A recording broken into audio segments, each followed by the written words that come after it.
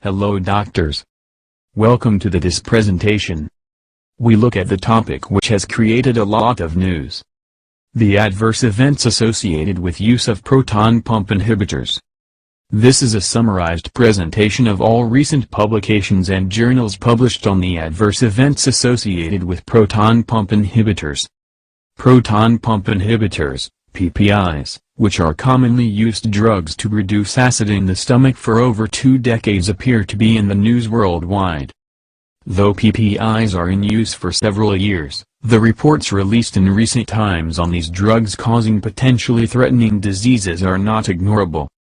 Some of the earlier reported issues being, hampering absorption of vitamin B12, iron, calcium, Clostridium difficile-associated GI infections, possible drug interactions in patients who are consuming clopidogrel.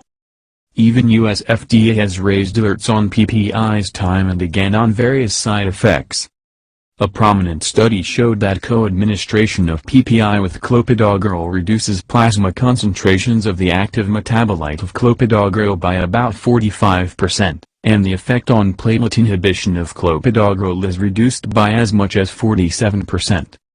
In February 2016, JAMA, Journal of American Medical Association, published an important study of PPI and kidney damage. This study by Dr. Benjamin Lazarus and his team made headlines across the globe. The JAMA study of 10,482 patients showed proton pump inhibitor use is associated with a higher risk of incident chronic kidney disease. It also said PPI use resulted in a higher risk of incident acute kidney injury. PPI usage was independently associated with a 20 to 50% higher risk of incident chronic kidney disease. Twice-daily PPI dosing was associated with a higher risk of acute kidney injury than once-daily dosing. In a German study published by JAMA Neurology in February 2016 said 77.9%, female, had a significantly increased risk of incident dementia compared with the patients not receiving PPI medications. The authors also concluded that the avoidance of PPI medication may prevent the development of dementia. In 2011, British Medical Journal, BMJ, published an important paper which was a nationwide propensity study of 19,925 patients for 1 year. The study was about proton pump inhibitor use and the risk of adverse cardiovascular events in aspirin-treated subjects with first-time myocardial infarction. It said that aspirin, proton pump inhibitors together were associated with an increased risk of adverse cardiovascular events. This study also highlights 2 important parameters that raise the interests of doctors around the world. Firstly, the study showed increased mortality rates in patients with PPIs and aspirin than aspirin alone, and second, when compared the hazard ratios of various PPIs. Surprisingly, pantoprazole showed as most hazardous among PPIs. This study showed that though all PPIs had a class effect of increased chances of myocardial infarction. In another landmark study published in Circulation 2013 by American Heart Association titled it as Unexpected Effect of Proton Pump Inhibitors. This study for the first time postulated that the elevation of cardiovascular risks in PPI patients is due to asymmetric dimethylarginine. They names it as the ADMA pathway. In 2015, another authentic data mining study emerged from PLOS which again confirmed association of PPIs with risk of myocardial infarction event in general population. It also said that usage of PPIs is associated with a 2.22-fold increased risk of cardiovascular mortality. This study was more prominent as it was on general population with no history of any prior CV risks. It showed 16% average increased risk myocardial infarction with PPIs. It also highlighted pantoprazole as a molecule showing increased risk of 34% whereas 26% with omeprazole, which are most commonly used in diabetic and hypertensive patients. Besides, the US FDA has given several alerts and restricted the use of PPIs to a maximum 2 weeks for the OTC versions of PPIs. In 2011, The FDA approved labeling updates of PPIs to include the risk of hypomagnesemia with prolonged use.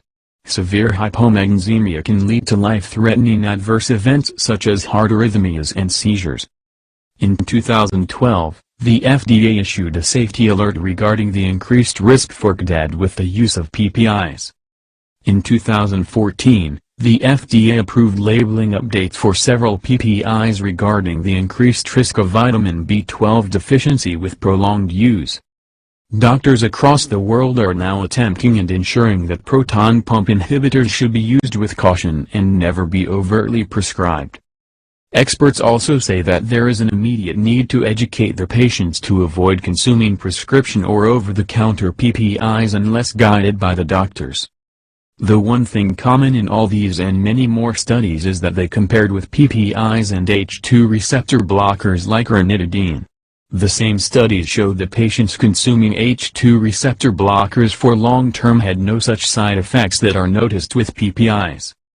In 2011, BMJ that stated PPI association with risk of adverse cardiovascular events also mentioned that the increased risk was not observed with H2 blockers.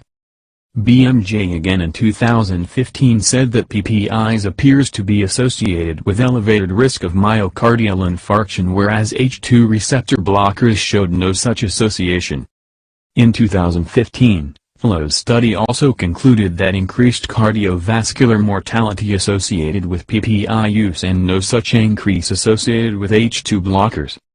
Even the recent JAMA study of PPIs and kidney disease concluded that H2 receptor blockers did not show such events. In conclusion, it is noticed that up to 30 to 50% and in some cases even 70% of acid suppression therapy of PPIs may be inappropriate in outpatients and hospital inpatients. PPIs are effective in management but carry the risk of several potentially threatening outcomes which were not known earlier. However, all studies said H2 receptor blockers have shown no association of cardiovascular or chronic kidney disease-related events. Always question the indication and risks of chronic PPI usage on a regular basis. Avoid use of long-term PPI. Use PPI ideally for 15 days or 7 to 8 weeks in only severe cases. A lifestyle modification is the best option especially for patients suffering from diabetes and hypertension with or without GERD.